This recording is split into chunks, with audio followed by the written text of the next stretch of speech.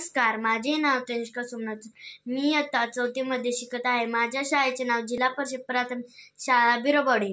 मी आज तुम्हाला शिवाजी महाराजांविषयी 2-3 शब्द सांगणार, ते तुम्ही शांतपणे ऐकून घ्या अशी माझी नम्र विनंती. शिवाजी महाराजांचे पूर्ण नाव शिवाजी शहाजी भोसले. शिवरायांच्या आईचे नाव राजमाता जिजाऊ. शिवरायांचा जन्म 19 फेब्रुवारी 1630 मध्ये शिवनेरी किल्ल्यावर झाला.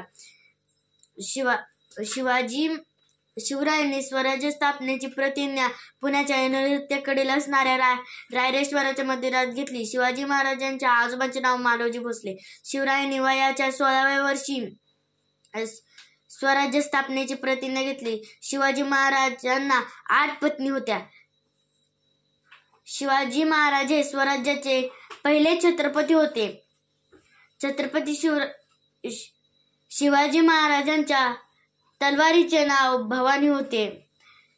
शिवाजी महाराजांचे सिंहासन रामजी दत्तो यांनी बनवले होते. एवढे बोलून मी माझे भाषण संपवते व माझ्या कविताला सुरुवात करते. भगवा आमचा झेंडा, भगवा आमचे रक्त, भगवा आमचा झेंडा, भगवा आमचे रक्त.